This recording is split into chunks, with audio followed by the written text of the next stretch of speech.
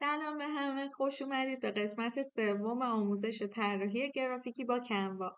تو قسمت قبل با محیط کنوا آشنا شدیم و همه بخشاش رو با هم دیدیم. حالا وقتشه که اولین طراحی واقعی خودمون رو با هم دیگه بسازیم.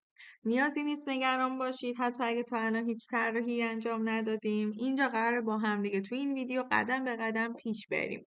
اولین قدم انتخاب قالب یا تمپلیت هستش. تو کنوا وقتی وارد این صفحه میشید شما گزینه‌های مختلفی مثل پست اینستا، استوری، پوستر و غیره رو میبینید. برای این آموزش ما هم یه قالب آماده انتخاب میکنیم تا با هم دیگه سریعتر پیش بریم. میتونید قالب هاتون رو با کلمه های کلیدی کسب و کارتون در واقع سرچ کنید، مثل سیل، مینیمال یا لایف استایل. برای مثال من اینجا کلمه مینیمال رو سرچ میکنم. همونطور که میبینید اینجا یک عالمه قالب آماده میاد که شما میتونید از اینا به طور رایگان استفاده کنید. حواستون باشه قالب هایی که علامت تاج دارن الان اینجا برای من نشون داده نمیشه، ولی منظورم در واقع این حالت هستش. اینها در واقع پریمیوم هستن و برای نسخه رایگان در دسترس نیستن، ولی دسترسی به نسخه پریمیوم خیلی راحته و شما میتونید به راحتی خریداری کنید. اگر هم راهنمایی بیشتر خواستید من میتونم توی کامنت ها در واقع بهتون توضیح بدم. حالا در واقع میایم یک قالب آماده رو انتخاب میکنیم. برای مثال ما این قالب رو انتخاب میکنیم، کاستومایز دیس تمپلیت رو میزنیم.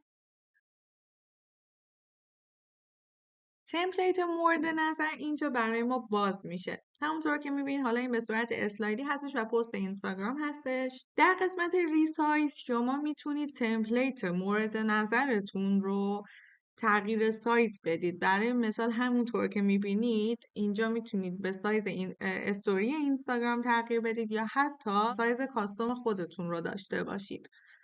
یا در واقع اینجا در قسمت سوشال مدیا همونطور که میبینید برای مثال تو قسمت اینستاگرام شما میتونید تمپلیتتون رو به ریل اینستاگرام، پست، استوری یا هر چیز دیگه ای تبدیل کنید. تو تیک تاک هم همینطور و یا فیسبوک و این کار خیلی راحت انجام میشه. و یا حتی شما میتونید اینجا در قسمت پرزنتیشن این تمپلیت رو به قالب پرزنتیشن تبدیل کنید، اگرچه که باید حواستون باشه که قاعدتاً به هم میریزه، چون تمپلیت از قبل به عنوان پست اینستاگرام طراحی شده و شما باید یه سری تغییرات توش به وجود بیارید که اون تغییرات خیلی سخت نیست. تو این دوره خیلی راحت بهتون یاد میدم که چجوری این کارا رو انجام بدید و در ویدیوهای دیگه کاملا این مراحل رو با هم دیگه پیش میریم. حالا ما میتونیم اینجا در واقع متن قالب رو تغییر بدید. روی متن کلیک میکنید، جمله مورد نظر خودتون رو تایپ میکنید. در واقع میتونم حالا بنویسم همونطور که میبینید خیلی راحت میشه این کار رو انجام داد. فونت سایز و رنگ متن رو میتونید تغییر بدید به این صورت که اگر کل متن رو انتخاب کنید اینجا میتونید رنگ متن رو تغییر بدید. با توجه به پالت رنگ تمپلیتتون شما اینجا یک سری رنگ ها رو دارید که میتونید اینا رو انتخاب کنید، ولی خب باید حواستون باشه که چه رنگی رو انتخاب میکنید که در واقع اون هارمونی رنگاتون به هم نریزه. در این قسمت میتونید همونطور که میبینید سایز تکست رو تغییر بدید و اینجا میتونید فونت رو تغییر بدید و میتونید یه سری افکت روی متن ایجاد کنید. البته این نکته هم بگم که من الان که دارم این قسمت رو آموزش میدم من خیلی روی دیزاین و جذابیت پست در واقع دارم فکر نمی کنم، صرفا برای آموزش دارم این کارا رو میکنم، ولی خب اگر بخواید که یک چنین دیزاینی انجام بدید خیلی باید روش کار بشه. و اینجا همونطور که میبینید افکت های مختلفی داریم، میتونیم انیمیتش کنیم. در این قسمت میتونید راست چین، چپ چین یا وسط چین انجام بدید. در این قسمت هم میتونید در واقع فاصله بین حروف رو زیاد کنید و یا در واقع لاین اسپیسینگ یا فاصله خطوط رو تنظیم کنید. اینها هم در واقع یه سری تنظیمات دیگه هستن که میتونید خودتون در واقع وقتی که یه تمپلیتی رو میخواید تغییر بدید خیلی راحت میتونید یاد بگیرید و پیچیدگی خاصی نداره.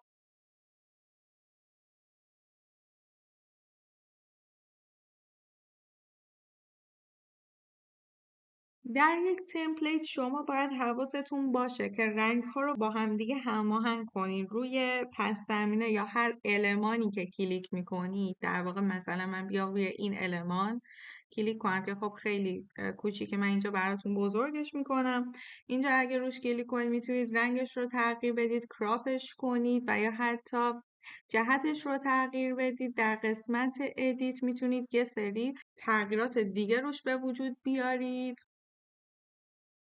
به این صورت همونطور که میبینید رنگش تغییر میکنه، ولی چون کلا رنگش سفید بوده خیلی تغییر محسوسی ایجاد نمیشه. شما میتونید از رنگ‌های پیش‌ورز کنوا استفاده کنید یا از رنگ‌های دلخواه خودتون استفاده کنید. فقط یادتون باشه که رنگ‌ها باید با همدیگه هماهنگ باشن تا دیزاینتون جذاب‌تر بشه. یه نکته اینجا هست که میخواستم بهتون بگم. کنوا خودش یه سایت و ابزار کالر پلت یا پالت رنگ داره که شما میتونید ازش استفاده کنید برای انتخاب رنگ‌های هماهنگتون، که با کمک پالت رنگ کنوا شما میتونید مطمئن بشید که ترکیب رنگ‌های طراحیتون با هم هارمونی داره و جذابیت بصری بیشتری ایجاد میکنه. حتما لینکش رو توی کپشن براتون میذارم تا بتونید راحت تر بهش دسترسی داشته باشید. حالا در واقع شما میتونید المنت ها رو مرتب کنید. در واقع هر المانی که به تمپلیتتون اضافه میکنید و حتی با دکمه کیبوردتون میتونید اینا رو جابجا کنید به راحتی. میتونید المنت ها رو جلو عقب ببرید. برای مثال من اگر فکر میکنم یه المنت بخوام اضافه کنم خیلی راحت تر میتونم این مورد رو براتون توضیح بدم. برای مثال همونطور که میبینید این المنت الان پشت تکست قرار داره. اگر بخوام بیارمش جلوی تکست، در واقع میتونم روش کلیک راست کنم، گزینه لیر رو انتخاب کنم و bring forward رو بزنم. اگرم کلا بخوام بیارمش جلو که bring to front رو میزنم و در واقع در قسمت فرانت تمامی المنت هم قرار میگیره.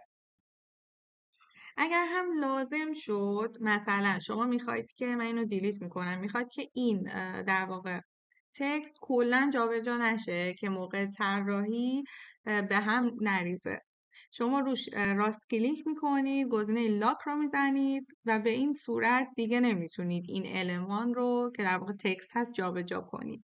وقتی طراحیمون آماده شد ما میتونیم رو گزینه شیر بزنیم، بعد رو گزینه دانلود کلیک میکنیم. فرمت پیشنهادی برای پست اینستاگرام در واقع PNG یا JPG هست.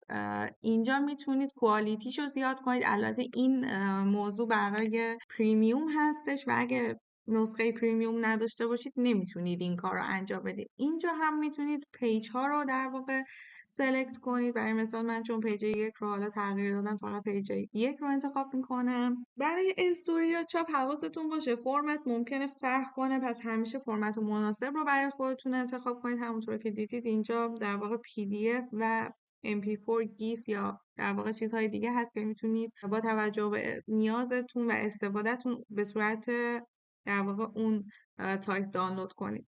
رو گزینه دانلود میزنیم و خیلی راحت دانلود میشه و تموم میشه. خیلی ساده بود، تو چند دقیقه ما یه پست ساختیم و این فقط اولین طراحی ساده‌ای بود که با هم دیگه دیدیم. تو ویدیوی بعدی با هم دیگه یاد میگیریم که یه طراحی پیچیده تر و حرفه‌ای تری داشته باشیم و از پایه بخوایم خودمون طراحی کنیم.